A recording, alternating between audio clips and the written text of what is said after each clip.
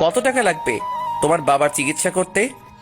Doctor বলেছে 30 লাখ টাকা লাগবে।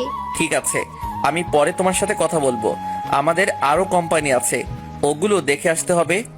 আমি এখন আসি বলে অফিস থেকে বাহিরে এসে গাড়ি নিয়ে সবগুলো কোম্পানি ঘুরে বাসায় যেতে লাগলাম। হঠাৎ একটা জায়গায় চোখ পড়লো, সাদিয়ার মতো একটা মেয়ে আরো কিছু মেয়ের সাথে শপিং মলে ঢুকতেছে। আমি গাড়িটা শপিং মলের সামনে পার্কিং করে ভিতরে ঢুকালাম।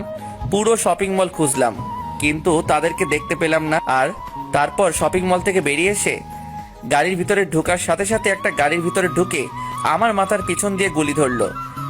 কোনো কথা বলবি না, সোজা গাড়ি চালা। কে আপনি, আর আমার মাথায় গুলি ধরছেন কেন? সেটা কিছুক্ষণ পর জানতে পারবি। এখন আমি যেদিকে যেতে বলবো তুমি সেই দিকে যাবে। আমি আর কোনো কথা না বলে তার কথা মতো গাড়ি চালাতে লাগলাম। আমি এক হাতে মোবাইল নিতে গেলে মেয়েটা বলল, মোবাইল হাতে নেওয়া যাবে না, তা না হলে গুলি করে দেব। মোবাইল হাতে না নিয়ে গাড়ি চালাতে লাগলাম। কিছুক্ষণ পর একটা পুরনো বাড়ির সামনে চলে আসলাম। তারপর আমাকে গাড়ি থেকে নামতে বলল। হঠাৎ মেয়েটা আমাকে জড়িয়ে ধরে কান্না করে দিল। আমি তাকে ঘুরিয়ে তার চেহারা দেখে পুরো অবাক হয়ে গেলাম।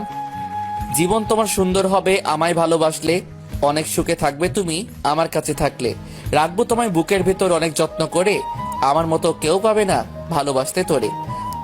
তোমার ঠোঁটের হাসি আমি হারাতে দিব না, তুমি শুধু আমার কথাই একবার বলো হ্যাঁ। ভালোবাসা পরিমাপের একক হলো বিশ্বাস। একে অপরের প্রতি যত বেশি বিশ্বাস থাকবে তাদের ভালোবাসার পাল্লা তত ভারী হবে। হঠাৎ মেয়েটা আমাকে জড়িয়ে ধরে কান্না করে দিল। আমি তাকে ঘুরিয়ে তার চেহারা দেখে পুরো অবাক হয়ে গেলাম। ঠিকই ধরেছেন, সাদিয়া।